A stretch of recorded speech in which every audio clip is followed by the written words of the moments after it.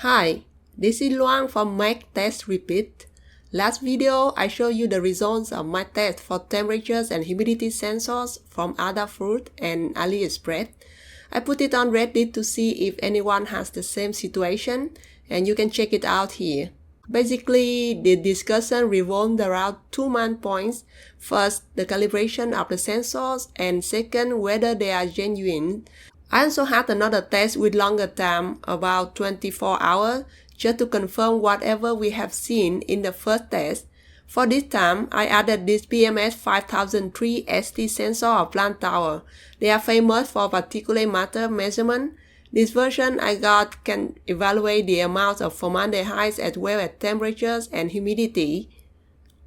The results are different from those of the first one. I have all of the charts ready to show you. So on this video, we will go one by one.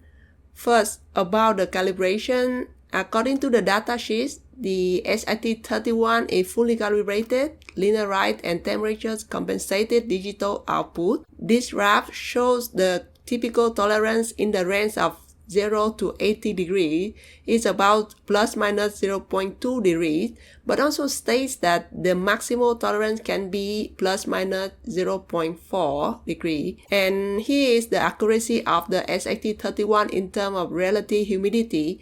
The typical tolerance is around plus minus 2%, but the maximal tolerance is about plus minus 2.5%. So keep in mind, in the worst case, the variation between sensors can be 0.8 degree and 5% relative humidity. I couldn't do any extra calibration with them before testing. I wanted to, but I didn't have any tool for that task. I relied on the company information that they are calibrated. Second, are they fake? Is it written in the datasheet that these sensors are laser marked for traceability? So I went on and put it under my microscope to check on the text. For those Aliexpress ones, I got the two value of DIF. I contacted the Sensirion to check, and they confirmed that the F is for those sensors made in 2024, which is when I bought them. So I think the chance they are fake is low. I could not see the text on the Adafruit sensor because it is covered by the filter. But I hope it's genuine. Okay, now let's get to the interesting part, the new test data. So here the test bed, I had some modifications. First of all, the RP2040 controller was on its developing board, so I could use these GPIO pins for the test.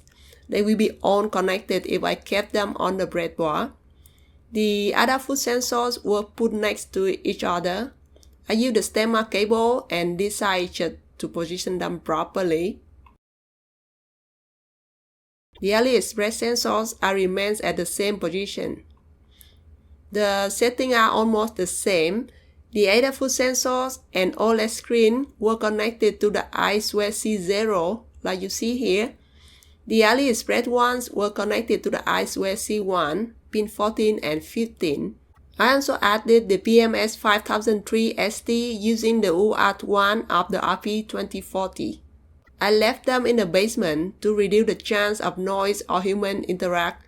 The first test was put on my working table so I can be the noise to the data because I am closer to one of the sensors than the others. For example, the data are collected in 24 hours with a cycle of 2 minutes, and here are the results. The first 20 values were the transition from my office to the basement, so I cut them off to show only the settled values. As we can see, all the sensor values are offset with the same shape, even with the PMS. This sensor is less precise as stated in the datasheet, but I added it to see how much should I expect from it. To be easier for you, we can look at the delta chart here. Generally, the Adafruit ones had lower variation compared to the Aliexpress, which is what I expected. In the other test, we got the opposite, but maybe because of my setups as well as the short testing time. The mean value are 0.04 degree and 0.055 for Adafruit and Aliexpress. They are much lower than the plus minus 0.2 degree allowance tolerance. Now let's check on the humidity, which is even more interesting. All the sensor data are offset to the same curve. However, the Aliexpress ones provided almost same reading values. The two yellow and green curves are overlapped in the graph. There are constant gap between the Adafruit ones. I also added the value of PMS5003ST just for reference because it has higher tolerance, which is less precise. On the chart for the variation of delta relative humidity, the variation of Adafruit sensors is around 2.2%, while those of Aliexpress is less than 0.1%. Very impressive indeed. Aliexpress sensors are more consistent in relative humidity measurement. However, remember that I was testing them in the basement with the temperatures around 18 degrees, which could affect the precision of the Adafruit sensors. Okay, we should check the results. So for a quick conclusion, I would say the Aliexpress sensors are the winner. Now, for a longer comment, there are a couple of things we need to pay attention to. First is the testing condition. These sensors were tested in the basement. It's winter here in Canada, so the inside temperatures and humidity are controlled by the heat pump. There are no big variation in those values. You won't see the big drop in any of those terms. That is the limitation of my test. I will get another test maybe in summer, and if you guys are interested, you can subscribe to my channel and we can check on that together. The second is the temperature measurement. The Adafruit are more consistent in temperature measurement, which were better than the previous test. I doubted that my presence around them during the first test had affected on the measured data. Nevertheless, there is not so much difference between 0.04 and 0.55 degrees as in the price of $2 and $14. The choice is clear for me. The third one is about the design.